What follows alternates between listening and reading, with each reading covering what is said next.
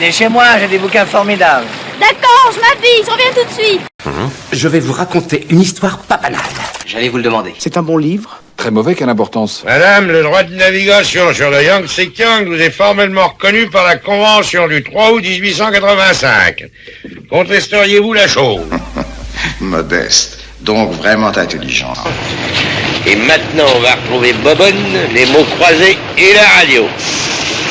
Bande de fignons! Il était une fois la machine à fabriquer du silence et Androïcide de Fabrice de Ferrare. Anti leurs bombes sans effet. Aucune arme n'est efficace contre eux. Ils ont une sorte de protection électronique qui les rend invulnérables.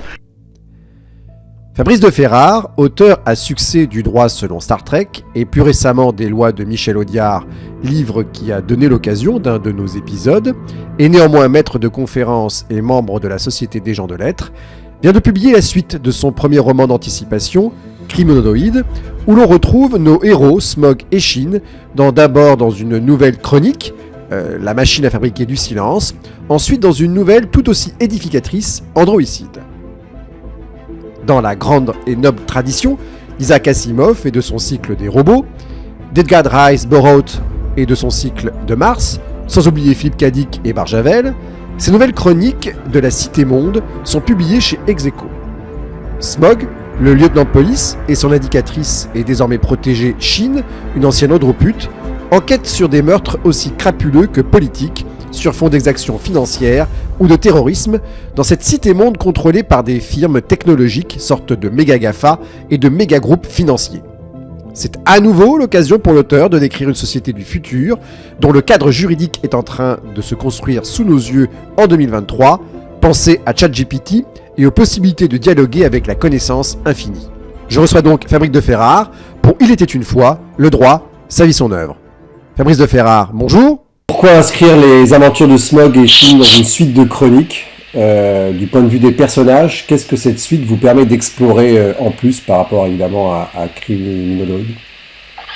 Alors, l'un de mes amis qui est officier de police judiciaire, un assez haut niveau, mais aussi et surtout qui est romancier, m'a dit que je tenais un vrai couple de personnages, ou un tandem si vous préférez. Le lieutenant Smog d'un côté, qui est un être humain, un policier, et Shin, une femme androïde para-humaine, très belle, aux immenses capacités physiques et intellectuelles, qui est une ancienne prostituée qui est en train de dépasser sa programmation. Donc, dans l'idéal, le couple, si c'est un couple, doit pouvoir durer un certain temps, d'où l'idée de ces chroniques avec ces deux personnages. Et pour reprendre le vocabulaire des séries télévisées, je dirais que la première histoire que l'on trouve dans Criminodroïde, qui était ma première chronique de la Cité-Monde, était un peu le pilote de la série. Par la suite, j'ai voulu confronter ces deux personnages à tout un ensemble de situations qui me permettent à la fois d'explorer la relation entre ces deux personnes, qui devient de plus en plus complexe à mesure que l'androïde évolue, et ensuite d'inscrire cette relation dans une sorte d'étude de mœurs d'une société futuriste. Et dans ce schéma, on peut voir l'intrigue policière comme le prétexte pour faire l'étude de cette société futuriste. À partir de là, je dirais que les possibilités narratives sont pratiquement infinies. Et il se trouve que j'aime bien ces deux personnages, j'aime bien le tandem qu'ils forment. Donc je poursuivrai l'écriture de ces chroniques aussi longtemps que je penserai avoir quelque chose à écrire et donc à dire. Et en cela, j'ai été influencé par le fameux cycle des robots écrit par Isaac Asimov. C'est un cycle qui comprend des recueils de nouvelles, des romans, qui sont inscrits dans une unité de temps et de lieu, ce qui lui a permis de faire fonctionner sous le prisme de multiples histoires ces fameuses 3 lois de la robotique, ou plutôt ces 3 lois de la robotique plus la loi 0.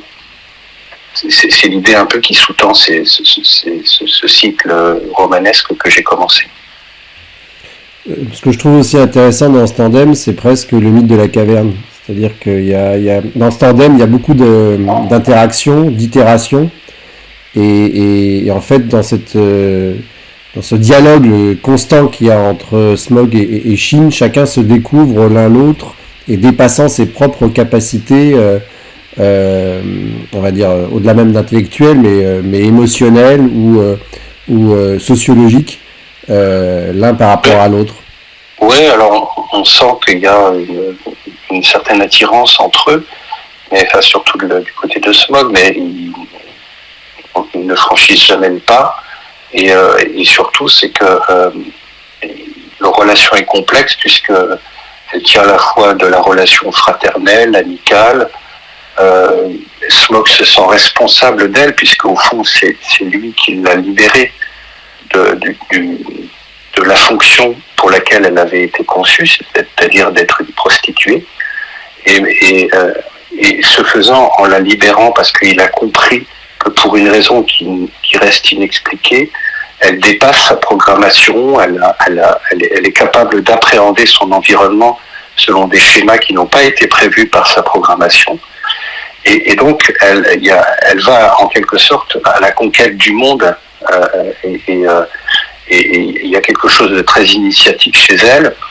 Et parfois, d'ailleurs, on s'en rend compte dans ces dialogues, dans les dialogues qu'elle a notamment avec Smaug, c'est qu'elle est à la fois d'une intelligence fulgurante et elle l'aide dans ses enquêtes, mais parallèlement elle est d'une très grande naïveté, elle est un peu comme une enfant qui découvre le monde et qui n'en comprend pas toujours les biais ou les subtilités ou les complexités. On a l'impression d'être devant ChatGPT pour coller à l'actualité avec cette appréhension en fait d'une très grande connaissance, alors plus ou moins juste, on va pas rentrer dans ce débat-là, mais comme j'ai pu le dire dans d'autres médias, avec une absence de perspective, de décision en fait, de choix. Et c'est vrai qu'il arrive à Shin de déballer un certain nombre d'informations avec toutes les alternatives, mais pas nécessairement de faire le choix entre elles. Et à d'autres moments, elle dépasse ce cadre de l'intelligence artificielle pour justement s'émanciper et faire des choix. Oui, c'est ça, c'est toute la difficulté, c'est que elle a à sa disposition une masse de connaissances et surtout une capacité d'analyse qu'on commence aujourd'hui à découvrir avec l'intelligence artificielle. Donc là, je l'ai projeté pour qu'il soit développé de manière beaucoup plus importante. Mais parallèlement, il faut qu'elle fasse des choix. Et faire des choix, ça suppose avoir des critères. Et pour elle, c'est compliqué parce que elle n'a pas n'ayant pas de système nerveux, elle n'éprouve pas de sentiments. Elle n'a pas non plus reçu dans sa programmation de codes moraux. Donc, elle n'a pas la capacité de juger le comportement d'autrui. Ce qui fait d'ailleurs que c'est l'un des aspects que Smaug apprécie le plus, parce que, à la différence des humains, qui ne cessent de juger l'action des autres, sans se juger eux-mêmes, Shin, elle, ne juge pas. Elle n'a pas cette capacité. Tout ce qu'elle fait, soit c'est autorisé par son programme, soit ça ne l'est pas. Et elle prend ses décisions en fonction de ses paramètres. Mais comme elle explore le monde, elle se retrouve face à des situations, parfois qui sont des situations de blocage. Et notamment, je l'évoque dans la nouvelle longue Androïcide, elle se trouve face à un choix, à une décision à prendre, aller dans une direction ou aller dans une autre, et elle n'arrive pas à choisir. Bon. Poursuivons notre entretien. Le cadre de vie et donc les règles de droit qui organisent la société de cette cité-monde ont été finement définis dans le premier opus, donc Criminodroid, paru l'année dernière. Est-ce la raison pour laquelle, bien que vous soyez universitaire en droit, les aspects juridiques de cette société du futur ont moins été l'objet de vos préoccupations dans ces deux derniers ouvrages? Y a-t-il encore pour vous de la prospective juridique à attendre dans vos chroniques? Ah oui, absolument. Ce que j'ai fait, c'est que dans Criminodroid, le premier tome, j'ai défini le cadre juridique de la société que je voulais décrire. Pour l'essentiel, un cadre politique. En gros, l'effondrement des États, son remplacement par des mégalopoles et l'émergence d'un système néo-féodal. J'ai également défini le cadre des enquêtes criminelles qui sont menées par le lieutenant Smog, donc pour l'essentiel là aussi, des règles de procédure pénale. Dans le deuxième tome, dans la machine à fabriquer du silence, j'insiste davantage sur l'organisation de la justice municipale, sur ses rapports avec le pouvoir municipal et avec la police. Ensuite, je me suis penché sur une certaine forme de criminalité endémique, contre laquelle il est extrêmement difficile de lutter, et qui pourtant est extrêmement dommageable pour l'équilibre social, à savoir la criminalité financière. Cette forme de criminalité est extrêmement présente dans notre monde actuel. C'est un véritable cancer, et je me suis contenté de le transposer dans le futur avec de nouvelles perspectives.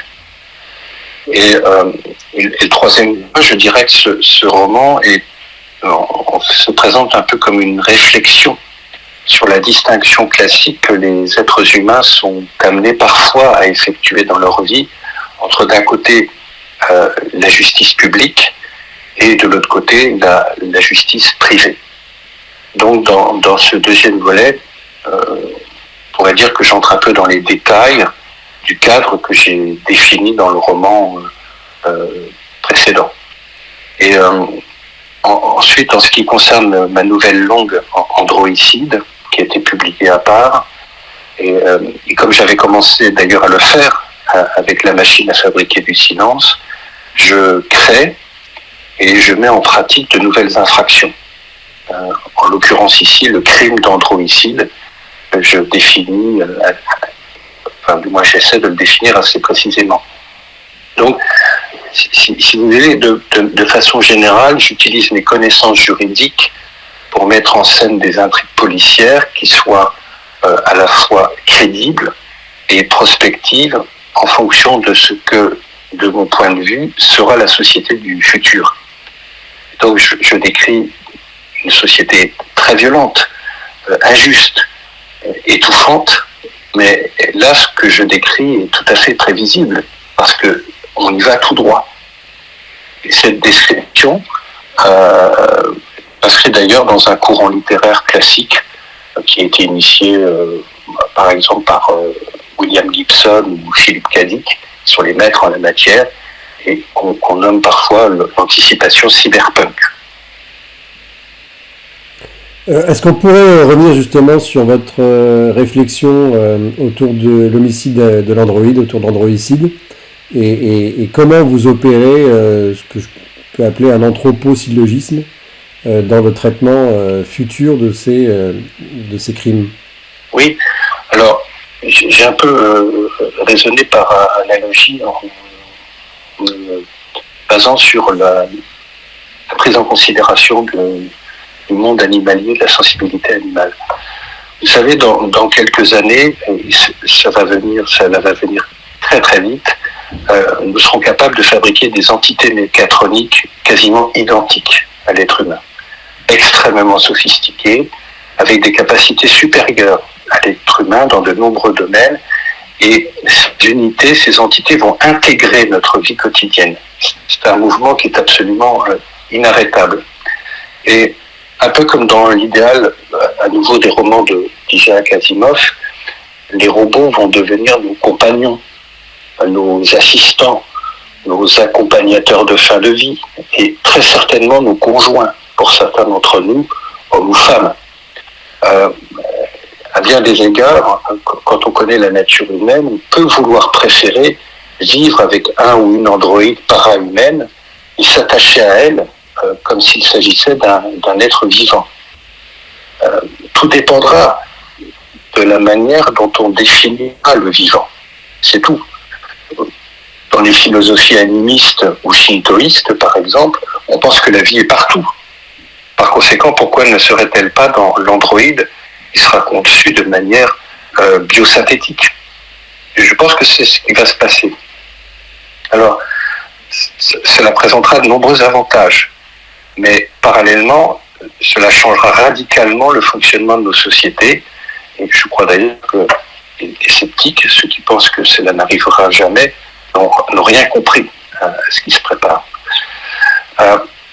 Donc la prise en compte actuelle, comme je vous l'ai dit il y a quelques secondes, de la sensibilité animale, je pense sera transposée à l'égard de ce que je note dans mes romans, les androïdes para-humains. Donc ces machines seront victimes d'agressions, de violences de toutes sortes et d'actes de destruction de la part des humains. Là aussi, c'est inévitable. Il faudra donc les protéger, ne serait-ce que matériellement. Mais je pense que ça va bien au-delà, puisqu'il va devenir très problématique d'appréhender les violences qui seront exercées sur des machines qui seront tellement ressemblantes aux êtres humains qu'elles se confondront avec eux. Une nouvelle forme de perversion va apparaître, qui sera celle du plaisir qu'éprouvent certains humains, et ils sont nombreux, ce plaisir à faire souffrir ou à tuer d'autres êtres humains, mais là par procuration sur les robots. C'est un peu le pitch de la première saison de la série Westworld, qui était produite par J.J. Abrams et qui a été imaginée par l'écrivain Michael Crichton. Dans cette série, des êtres humains se livrent aux pires exactions sur des robots para-humains en toute impunité dans un parc d'attractions. Donc on assiste à des actes de violence, de la torture, des viols, des meurtres. Et les clients du parc satisfont leur bas instinct homicide sur des machines, mais avec cette espèce de croyance perverse qu'ils le font sur de vrais êtres humains, mais sans conséquences judiciaires pour eux. Et c'est essentiel, sinon le concept du parc ne fonctionnerait pas. Alors, le robot est une machine, comme l'est par exemple une voiture ou n'importe quel objet manufacturé, mais on voit bien qu'on n'éprouve pas la même sensation selon que l'on frappe la carrosserie d'une voiture à coups de batte de baseball, ou si on le fait sur un robot qui a tous les traits d'un être humain et qui pourra simuler la peur, la souffrance et même la mort. À partir du moment où, par exemple, le tabou du « tu ne tueras point » connaîtra cette formidable exception, il faudra s'attendre à ce que la transgression commise sur la machine se transpose plus facilement sur de véritables êtres humains.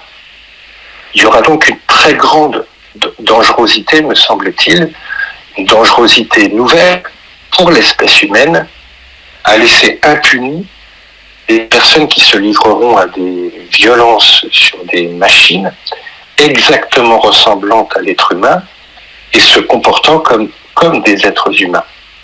On voit bien là que le passage à l'acte en sera facilité, je veux dire par là le passage vers l'homicide, et ça, n'importe quel psychiatre vous le dira.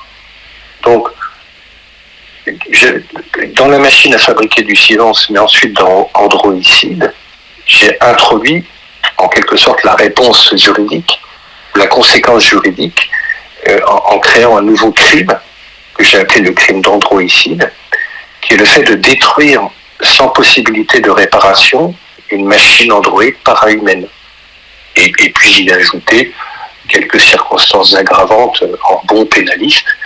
Et parmi les circonstances aggravantes, il y aura celle de commettre l'androïcide ou de tenter de le commettre, mais avec la croyance, réelle ou supposée, de commettre un homicide, donc de tuer un être humain. Voilà rapidement brosser la perspective que j'ai voulu, là pour le coup, de droit pénal spécial, on va dire, que j'ai voulu introduire dans ces deux livres, mais qui sont la conséquence de l'évolution des technologies. Si je peux me permettre, je pourrais ajouter un autre point que la sensibilité de l'être, alors Android en l'occurrence, c'est l'image de l'homme, l'image de Dieu, qui vient peut-être renforcer votre appréhension. C'est-à-dire Ah que oui, bien sûr. voilà, Dieu ayant créé l'homme à son image, il y a aussi là un tabou qui serait transgressé du fait que l'androïde ressemblant à s'y méprendre à l'homme, il y a là aussi quelque chose qui pourrait accompagner ce mouvement de reconnaissance de droit lié à un crime contre une machine qui ressemblerait tant à l'homme et par conséquent tant, alors évidemment uniquement dans les monothéismes, tant à Dieu. Oui, oui. Et puis, en réalité, c'est un mouvement, je dirais, à tête multiple, parce que il y a aussi, quand on se penche un peu sur le transhumanisme, cette idée de l'homme qui veut devenir Dieu, et donc, bien, d'abord, il veut créer un être à son image, et donc, de ce point de vue-là, les androïdes para-humains vont jouer sans doute en partie ce rôle, et puis il y a ce désir d'immortalité, qui est absolument obsessionnel, et qui fait que, voilà, dans le transhumanisme, voire dans les mouvements post-humanistes, on cherche par tous les moyens à se détacher de notre condition de mortel, et donc de notre condition biologique, pour accéder à quelque chose de plus divin. Même si, pour reprendre cette formule du doyen Jean Carbonnier que je trouve extrêmement juste, même s'il disait, il a écrit dans son manuel d'introduction au droit que, à l'inverse de ce qui est espéré des post-humanistes, pour lui, la mortalité chez l'être humain est d'ordre public, c'est-à-dire qu'elle est un élément structurant de l'humanité. Et donc on voit bien qu'ici on approche la croisée des chemins. Le temps nous est compté malheureusement pour cette émission. Une petite dernière question. Sans trop dévoiler l'intrigue, n'y a-t-il pas une certaine ironie à ce qu'une machine à fabriquer du silence tue? Parce que quand on est juriste, on sait que les mots tuent bien plus que les actes.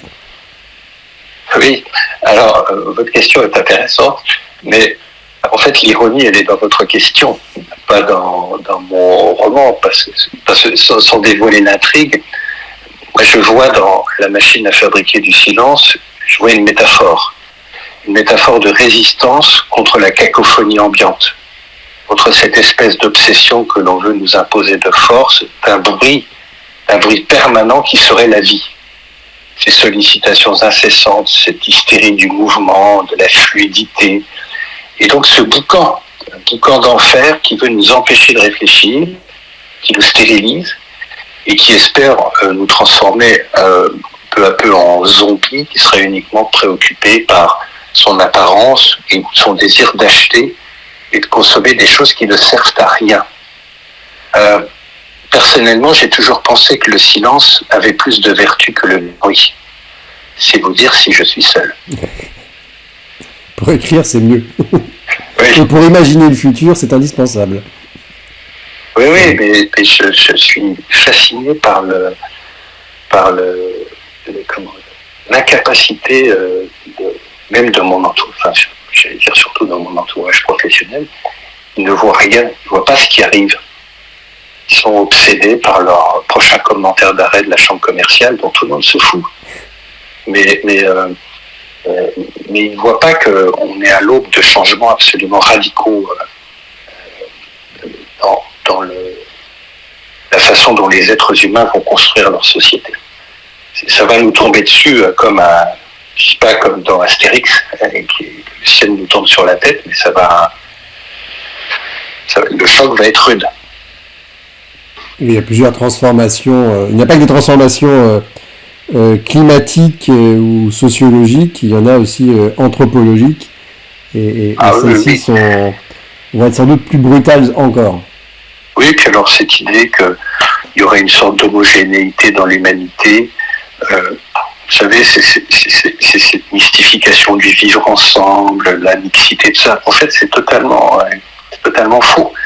Et les sociétés vont se fractionner de plus en plus. D'ailleurs, c'est ce que j'annonce avec Criminodroïde, c'est que les États vont s'effondrer parce qu'il n'y aura plus d'unité nationale, ça n'existera plus.